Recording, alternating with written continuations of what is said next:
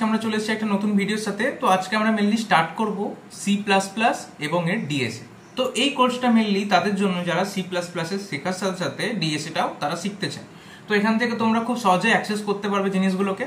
তো চলো বেশি না বকে এখন এই ল্যাঙ্গুয়েজের বিষয়ে জানা যাক, কেননা সি প্লাস প্লাস অনেকে এখানে বিগিনারও থাকতে পারে, কেউ কেউ অ্যাডভান্সও থাকতে পারে। তো সবার আগে আমি একটা বেসিক আইডিয়া নিয়েই চলবো এবং বেসিকভাবেই আমরা সেটাকে অ্যাডভান্স লেভেলে বুস্ট করবো। তো সবার আগে বোঝা যাক যে ল্যাঙ্গুয়েজ অ্যাকচুয়ালি কি। তো ল্যাঙ্গুয়েজ বলতে দেখো, আমরা যদি নর্মাল আমাদের হিউম্যান ল্যাঙ্গুয়েজের কথা বলি, সেখানে মারাঠি, বেঙ্গলি, হিন্দি, উর্দু এই সমস্ত ল্যাঙ্গুয়েজ আছে। তো ল্যাঙ্গুয়েজের অ্যাকচুয়ালি যে এম হচ্ছে গিয়ে কি, এম হচ্ছে আমাদের কোথাও না কোথাও কমিউনিকেশন করা, এর বাইরে কিছু এম নেই। এটা একটা জাস্ট মিডিয়াম। ঠিক সেরকমই প্রত্যেকটা ল্যাঙ্গুয়েজ দিয়ে প্রত্যেক রকম ডেভেলপমেন্ট করা সম্ভব। কিছু কিছু ক্ষেত্রে তার স্পেশালাইজেশন থাকতে পারে, যেমন কেউ হয়তো হার্টের ডাক্তার, কেউ হয়তো কানের ডাক্তার, কিন্তু ওভারঅল সে একজন এমবিবিএস ডাক্তার। তো মানে আশা করি তোমরা এই মানে এক্সাম্পলটা থ্রু বুঝতে পারবে যে প্রত্যেকটা ল্যাঙ্গুয়েজকে প্রত্যেকটা জায়গাতে ইউজ করা যায়, এবং এর সাথে সাথে কি মেন উদ্দেশ্য কি একটা ল্যাঙ্গুয়েজের কমিউনিকেট করা। ঠিক সেরকমই মারাঠি, বেঙ্গলি, হিন্দি বা আমি যদি উর্দুতে কথা বলি, তারও একটা পারপাস থাকবে কি, আমার কমিউনিকেট করা। কাউকে সাপোজ যদি আমি বলি এক বোতল জল দেওয়ার জন্য, তাকে আমি যে কোনো ল্যাঙ্গুয়েজে বলতে পারি, বাট সে যে ল্যাঙ্গুয়েজটা বুঝবে সেই ভাষায় আমাকে সেটা ইনস্ট্রাকশন দিতে হবে। ঠিক সেরকমই সি প্লাস প্লাসের যদি কথায় আসি, সি প্লাস প্লাস হচ্ছে একটা high level programming language. Means কি, আগের যে আমাদের ল্যাঙ্গুয়েজগুলো ছিল কোবল বা পাস্কাল, আগের যদি ল্যাঙ্গুয়েজগুলোর কথা বলা হয়, তো সেগুলো মেনলি ওরিয়েন্টেড ছিল কিছুটা মেশিন ডিপেন্ডেন্ট, মেশিনের উপর ডিপেন্ড করে থাকতো। মিনস সেখানে আমরা জানতাম মেশিন খালি শুধুমাত্র 0 আর 1 অ্যাকচুয়ালি আইডেন্টিফাই করতে পারে, এবং এর সাথে সাথেই কিছু রেজিস্টার ট্রান্সফার ল্যাঙ্গুয়েজ RTL সেখানে ইউজ করা হতো, রেজিস্টার ট্রান্সফার ল্যাঙ্গুয়েজ সেখানে ইউজ করা হতো। কিন্তু একটা কোড বোঝার জন্য বা কোড সাপেক্ষ যদি আমি হয়ে যাই, বা সেটাকে বোঝার জন্য আমাকে অনেকটা নলেজ রাখা দরকার, আর সেই বিষয়ে পার্টিকুলারলি সেই জিনিসটার কমপ্লেক্সিটি প্রচুর হাই। এই কমপ্লেক্সিটি হাই জিনিসটাকে কাটানোর জন্যই কিন্তু আমরা হাই লেভেল ল্যাঙ্গুয়েজে এসেছি। আমরা মানে নিচু স্তর থেকে কি 1 থেকে 2, 2 থেকে 3, 3 থেকে 4, 4 থেকে 10, 10 থেকে 11 দিয়ে গ্র্যাজুয়েশন, মাস্টার ডিগ্রি, PhD আমরা শিক্ষা গ্রহণ করি। ঠিক সেরকমই এখানে লেভেলটা আপ করার কারণ হচ্ছে আমরা যাতে আন্ডারস্ট্যান্ড করতে পারি, আমরা যাতে ল্যাঙ্গুয়েজটা নিয়ে কাজ করতে পারি, আর যেটা আমাদের জন্য যেন কমপ্লেক্স না হয়ে যায়। তাহলে তোমাদের যদি কোথাও জিজ্ঞাসা করে, এখানে অ্যাকচুয়ালি মেজর ডিফারেন্স এটাই যে আমাদের সুবিধার জন্য, অ্যাডভান্টেজের জন্য হাই লেভেল ল্যাঙ্গুয়েজ বানানো হয়েছে। আদারওয়াইজ আমরা সেটাকে লো লেভেল ল্যাঙ্গুয়েজে করতে পারবো, বাট সেটা অনেকটা কমপ্লেক্সিটি অনেকটা হাই হয়ে যাবে। তো C plus plus actually first পয়েন্টে যদি বলি, একটা হাই লেভেল ল্যাঙ্গুয়েজ, এবং তার পাশাপাশি এটা হচ্ছে উপস ওরিয়েন্টেড ল্যাঙ্গুয়েজ। আচ্ছা, এখন কথা বলতে পারো তোমরা যে দাদা উপস মানে কি? তাহলে উপসের ফুল ফর্ম হচ্ছে object oriented programming language. Object oriented programming language. আচ্ছা, অবজেক্ট ওরিয়েন্টেড প্রোগ্রামিং ল্যাঙ্গুয়েজের মানে কি? এখানে মিনস মানে উপসের ক্ষেত্রে কিছু কিছু আমাদের পিলার থাকে। সেখানে হচ্ছে গিয়ে কি একটা ক্লাস থাকতে হবে, একটা অবজেক্ট থাকতে হবে, আরও এর কিছু কিছু প্রপার্টি আছে, লাইক ইনহেরিটেন্স আছে, তারপরে আছে এরও ভাগ আছে multi level inheritance, multiple level inheritance, এদেরও ভাগ আছে। বাট আমি ওভারঅল মেজর যেগুলো আমাদের ফেজে পড়ে সেগুলো আমি এখানে ডিসকাস করছি। তারপরে সেখানে অ্যাবস্ট্রাকশন আছে, তারপরে সেখানে পলিমরফিজম আছে। মেনলি মোটা কথায় এটাই বলতে পারি 5টা মেন বেসিক পিলার আছে। ক্লাস মিনস কি, আমরা কোনো একটা অবজেক্ট ক্রিয়েট করব এবং অবজেক্টটা কোনো একটা ক্লাসের মধ্যে বিলং করবে। ঠিক আছে? তো মানে আমরা অ্যাকচুয়ালি সাপোজ একটা এক্সাম্পল নিচ্ছি, একটা ক্লাসরুম আছে।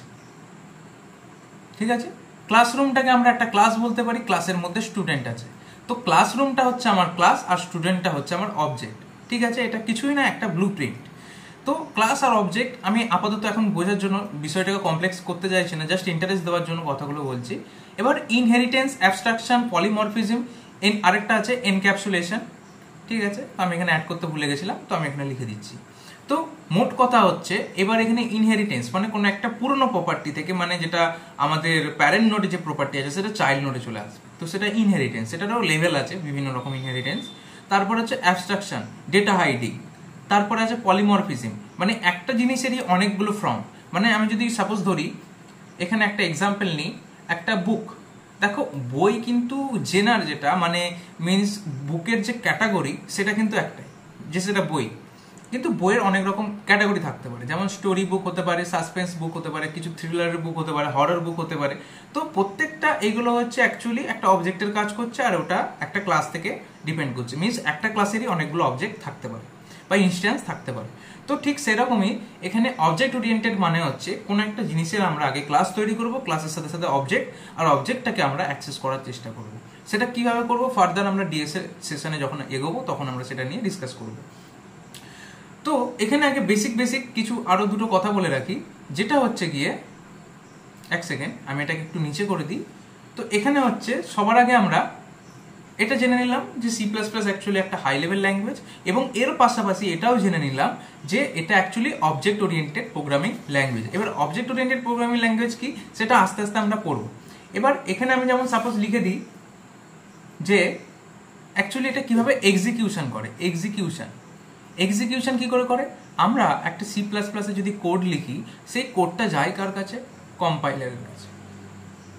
ঠিক আছে, কম্পাইলার এবার কি করবে, কম্পাইলার এবার সেই যে কোডটা এক্সিকিউট হবে সেটার পরে সে একটা এক্সিকিউটেবল ডট ইএক্সি ফাইল বা এক্সিকিউটেবল ফাইল একটা আমাদেরকে বানিয়ে দিয়ে দেবে। মানে কম্পাইল হওয়ার পরে একটা ফাইল আমাদেরকে বানিয়ে দেবে, যেটা অ্যাকচুয়ালি আমরা সফটওয়্যার বলি। মিনস আমরা কিছু কোড করব আইডিই দিয়ে বা কিছু কম্পাইলারের থ্রু কোড করব। তো সেইগুলোর উপরে আমরা কি কি আইডি ইউজ করবো এখানে সেটা আমি এখানে মেনশন করে দেবো, এবং এটার পরে এটা যে একটা এক্সিকিউটেবল ফাইল কিভাবে হচ্ছে সেটা আমি তোমাদেরকে দেখাবো। তো এখন হচ্ছে এখানে কিছু কিছু রিকোয়ারমেন্ট আছে যেটা তোমরা অলরেডি একটু করে রেখো। সেট আপ দেখাতে গেলে লেসনটা অনেকটা বড় হয়ে যাবে। তো এটা তোমরা যে কোনো ভিডিও বা কোনো একটা সাইট থেকে তোমরা দেখে আশা করি করতে পারবে। তো সবার আগে তোমাদেরকে ভিএস কোড বলে একটা তোমাদের কোড এডিটার নামাতে হবে, যেখানে আমরা কোডকে মেনলি রান করাবো। তো ভিএস কোড নামাবে, তার সাথে সাথে একটা G++ তোমাদের এক্সটেনশন লাগবে, যার জন্য তোমাদের মেনলি MinGW বলে একটা এক্সটেনশন নামাতে হবে, MinGW। তো এটা তোমরা MinGW.org বলে ওয়েবসাইট থেকে যেটা পাবে সেটাই তোমরা ডাউনলোড করে নেবে এবং ভিএস কোডটাকে নামিয়ে নেবে, রাইট। এখন কথা হচ্ছে এইগুলো নামানোর পর কি করতে হবে, একবার জাস্ট চেক করে নেবে, ভার্সন চেকিং করে নেবে, ভার্সনটা ঠিকঠাক আছে কিনা, ব্যাস। এই কমান্ডগুলো সব তোমরা পেয়ে যাবে, গুগলে অ্যাভেলেবেল আছে, ইউটিউবে অ্যাভেলেবেল আছে, তোমরা জাস্ট এটা ওখান থেকে দেখে নিও। অ্যান্ড হচ্ছে এটাকে ঠিকঠাকভাবে কিভাবে পাথ দিতে হবে না করতে হবে অবশ্যই দেখবে। এগুলো যেন এনভায়রনমেন্ট ভেরিয়েবল যেন ঠিকঠাকভাবে তোমাদের পাথটা ওখানে যেন কপি করে দেওয়া থাকে। এইগুলো তখনই বুঝতে পারবে যতক্ষণ তোমরা ভিডিওটা দেখে আসবে, আশা করি ততক্ষণে তোমরা ওটা বুঝতে পারবে। এবার আমি একটু ক্লিয়ার করে দিই যে বিষয়টাকে আমরা কি করে করব, এবং আমি তোমাদেরকে এক্সিকিউট করে দেখাবো যে কোডগুলো অ্যাকচুয়ালি কি করে রান করবো। আমার অলরেডি কিছু প্রোগ্রাম আছে, বাট এখন তো সেটা দেখানো সম্ভব নয় অ্যাজ এ বিগিনার। তো এবার তোমাদের যাতে বুঝতে সমস্যা না হয় তার জন্য আমি আলাদা একটা ফাইল ক্রিয়েট করেই করবো। তোমরাও তাই করো, একটা ফাইল টিএস এর জন্য করো অ্যান্ড ওর উপরে ওটাকে অ্যাপ্লাই করো। আচ্ছা, তো এবার একটা বেসিক প্রোগ্রাম লেখা যাক। আশা করি তোমরা কম বেশি কোডিং এর নলেজ আছে সবার মধ্যে। তো এবার ওখান থেকে আমি বেসিক একটা জিনিস স্টার্ট করব। আগে যে কোনো কোডার বা প্রোগ্রামার হতে গেলে সবার আগে একটা জিনিস দিয়ে স্টার্ট করে, যে হ্যালো ওয়ার্ল্ড। ঠিক আছে, এটা একটা কোডিং এর বেসিক রুল বলতে পারো। যখন আমরা বেসিক ফার্স্ট লাইফের প্রোগ্রাম লিখবো তখন হচ্ছে আমরা এর মধ্যে হ্যালো ওয়ার্ল্ড লিখবো, রাইট। এবার কি করে লিখতে হয়, আশা করি যারা সি জানো অনেকটা এখান থেকে সিমিলার ম্যাচ পাবে। তো কোনো একটা ল্যাঙ্গুয়েজ শেখার পরে এটা শেখা একটু আমি রেকমেন্ড করবো। তো সবার আগে আমাদেরকে একটা ফাইল ইনক্লুড করতে হয়। কি ইনক্লুড করতে হয়, এই যে হ্যাশটাকে বলা হয় কি প্রি প্রসেসর ডাইরেক্টিভ। সব কটা লাইন প্রসেস হওয়ার আগে এই লাইনটাকে এক্সিকিউট হবে, ঠিক আছে। হ্যাশ ইনক্লুড, এবার এর একটা লাইব্রেরি লাগবে যেখান থেকে এর ফার্দার যে আমরা কোড লিখবো সেটাকে যাতে সে এক্সিকিউট করতে সুবিধা পায়। তো সেটাকে বলা হয় আইওস্ট্রিম, রাইট। আমরা একটা হেডার ইনক্লুড করে দিলাম, হ্যাজ ইনক্লুড আইওস্ট্রিম এখানে করে দিয়েছি, আমি কোডের সাথে সাথে দেখাচ্ছি। এবং এর পরে আমাদের আরেকটা জিনিস যেটা লিখতে হবে সেটা হচ্ছে ইউজিং নেম স্পেস এসটিডি। এটা হচ্ছে স্ট্যান্ডার্ড ক্লাস। এটারও কি হয় প্রথম বুঝতে একটু সমস্যা হতে পারে, কিন্তু আস্তে আস্তে যখন প্র্যাকটিস হয়ে যাবে সিনট্যাক্স, অটোমেটিক তোমরা যখন প্রি প্রসেসর ডাইরেক্টিভ পড়বে এবং স্ট্যান্ডার্ড লাইব্রেরিগুলো যখন পড়বে, ইউজার ডিফাইন লাইব্রেরি বা হচ্ছে তোমাদের এক্সট্রা যখন আমাদের ক্লাসের কনসেপ্টগুলো আসবে তখন অটোমেটিক তোমরা বুঝতে পারবে যে এগুলো কেন আমরা ইউজ করছি। তো ইউজিং নেম স্পেস, এটাকে আরেকভাবে লেখা যায় কোলন দিয়ে। তো আপাতত বিগিনার হিসেবে এটা তোমরা লিখতে পারো। তাহলে ইউজিং নেম স্পেস এসটিডি, দেন আমরা এখানে কমা দেবো, রাইট? এখন আমাদের কথা হচ্ছে এখানের মধ্যে আমরা যেগুলো লিখলাম, আশা করি দুটো লাইন, প্রথম লাইনটা আশা করি বুঝতে পেরেছো, সেকেন্ড লাইনটা স্ট্যান্ডার্ড লাইব্রেরির জন্য ইউজ করেছি, নেম স্পেস ইউজ করার জন্য। এবার আপাতত যতটা বুঝেছো, কিন্তু মেন আস্তে আস্তে ক্লাসটা যখন এগোবে তখন আশা করি তোমরা ওটাকে ভালো করে বুঝতে পারবে। এখন আমি এখানে কি করব, মেন ফাংশনকে কল করব, ইন্ট মেন, রাইট?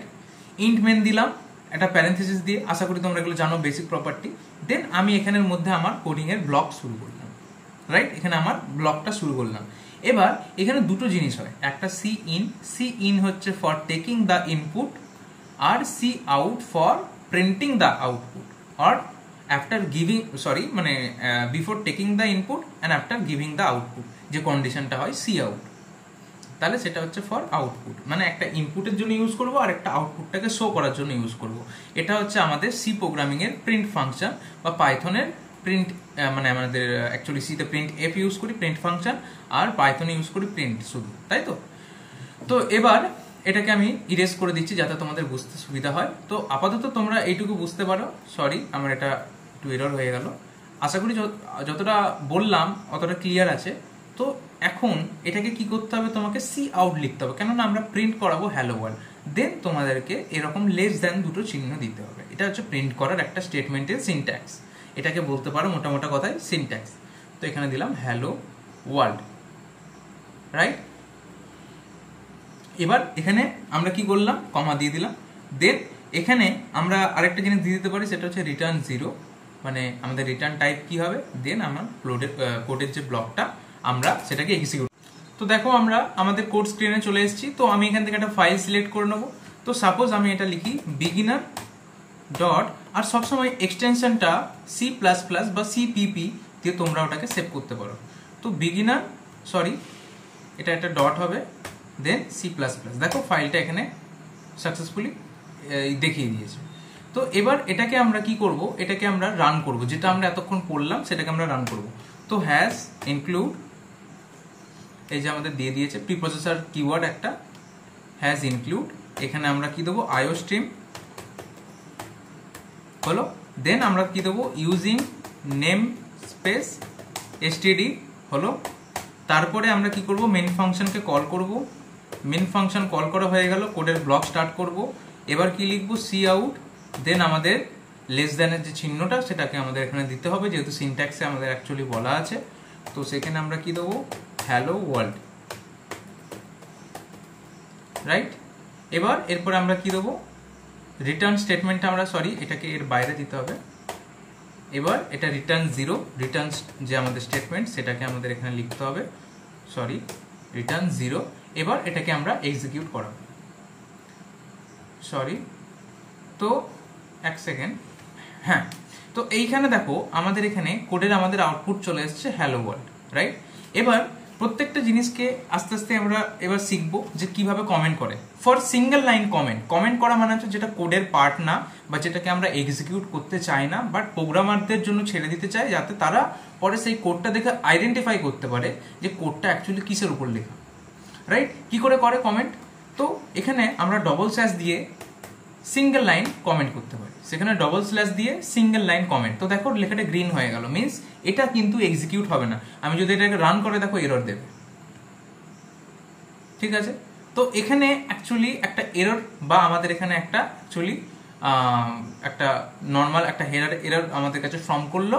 তো যার মানে হচ্ছে এখান থেকে কি হচ্ছে, এখান থেকে শুধুমাত্র একটা মানে আমরা এখান থেকে বুঝতে পারছি যে হেডার ফাইল কতটা ইম্পর্টেন্স আছে।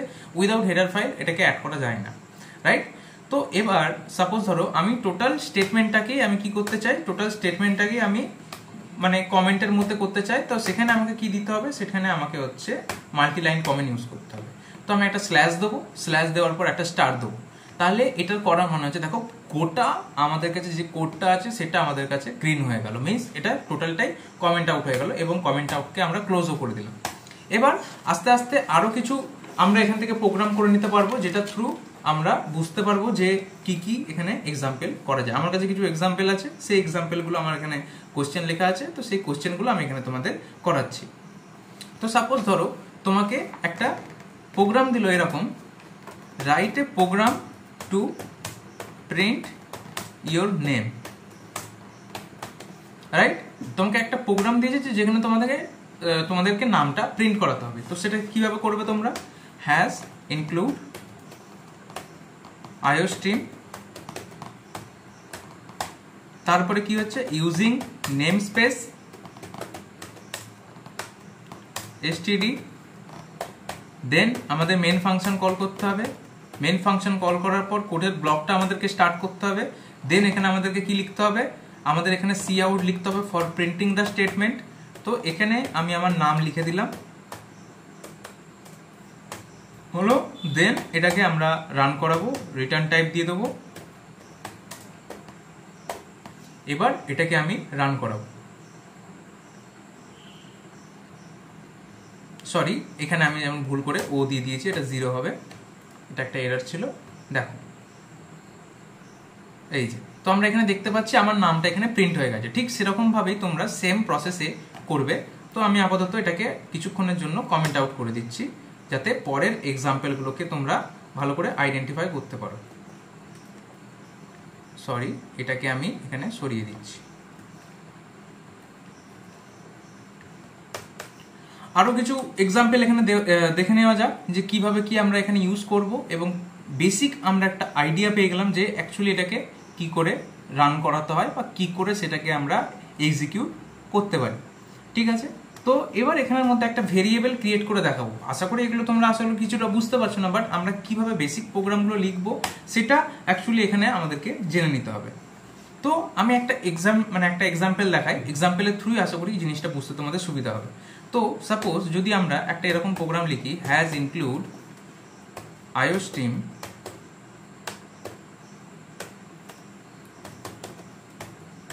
রাইট? সরি, ভুলবশত ওটা আমার কাছে টাইপ হয়ে গেছিল। ইউজিং নেম স্পেস হলো, দেন std, তারপরে আমাদেরকে ইন্ট মেন একটা ফাংশন কল করতে হয়, করলাম। দেন এটাকে আমরা ব্লক শুরু করলাম, এবং এর মধ্যে সাপোজ ধরো একটা ভেরিয়েবল আমরা ক্রিয়েট করতে চাই। মানে ভেরিয়েবলটা অ্যাকচুয়ালি কি? ভেরিয়েবলটা হচ্ছে একটা কন্টেনার। সেই কন্টেনারের মধ্যে বা কন্টেনার ধরো বা কোন একটা ধরো সে কোনো রকম ভ্যালু অ্যাকসেপ্ট করে, যে ভ্যালুগুলোকে নিয়ে আমরা পরে স্টোর করে রাখি, যেটাকে আমরা পরে ইউজ করতে পারি অ্যাজ এ টেম্পোরারি মেমোরি বা টেম্প ভেরিয়েবলের যদি নামও শুনে থাকো তাহলে আশা করি অনেকটা সুবিধা হবে।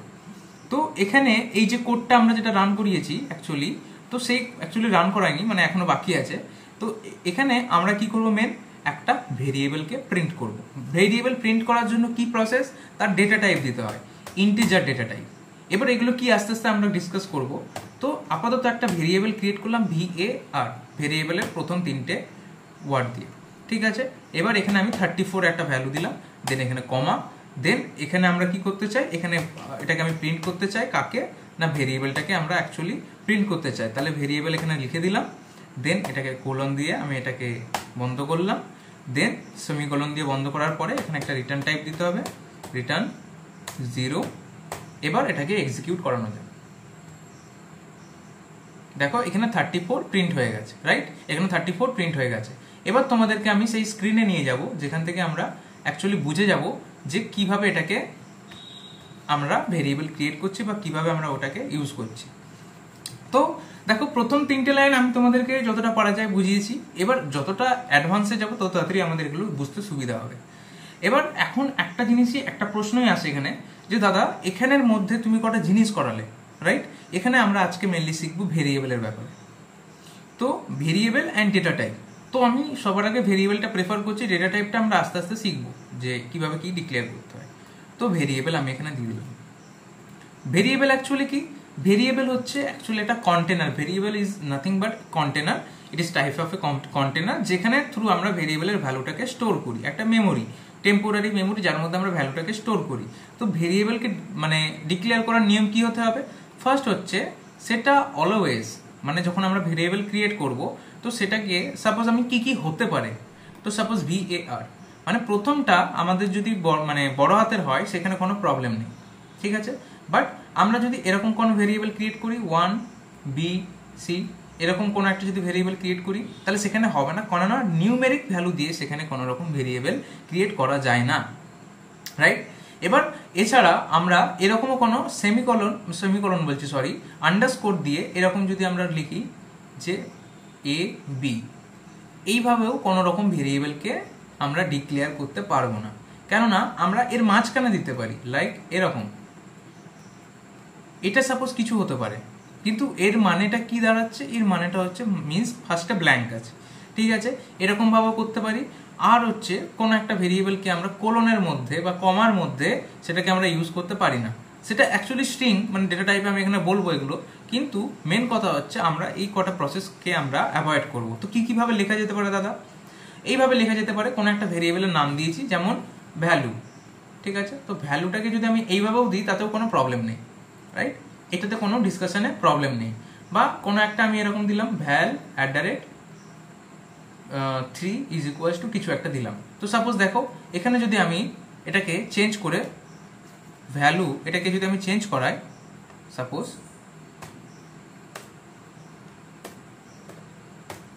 এটা আমি ধরছি, আর এখানে কি করব, এটাকে চেঞ্জ করে দেবো, ভেরিয়েবলের নাম যেহেতু চেঞ্জ হয়েছে তাহলে এটাকেও আমি চেঞ্জ করে দেবো।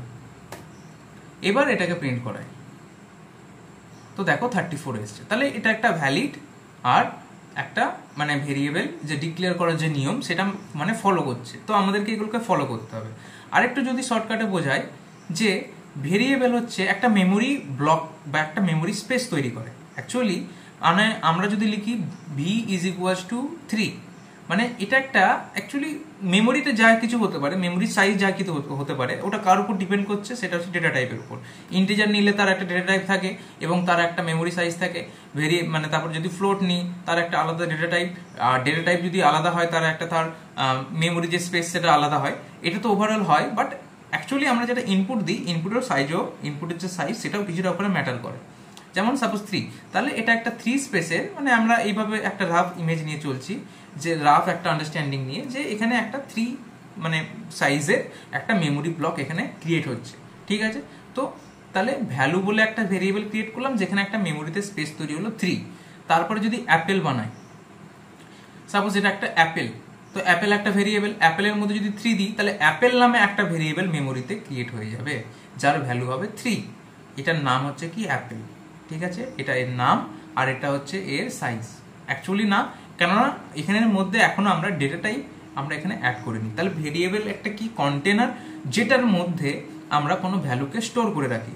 মানে x ইজ ইকুয়ালস টু যদি 30 বোঝায়, তার মানে x হচ্ছে একটা কন্টেনার স্পেস যার মধ্যে আমরা 30 ভ্যালুটাকে স্টোর করে রেখেছি। আই হোপ আনটিল এটা আমাদের ক্লিয়ার আছে, অনেকটা ভেরিয়েবলের অনেকটা আমি ডিসকাশন করলাম।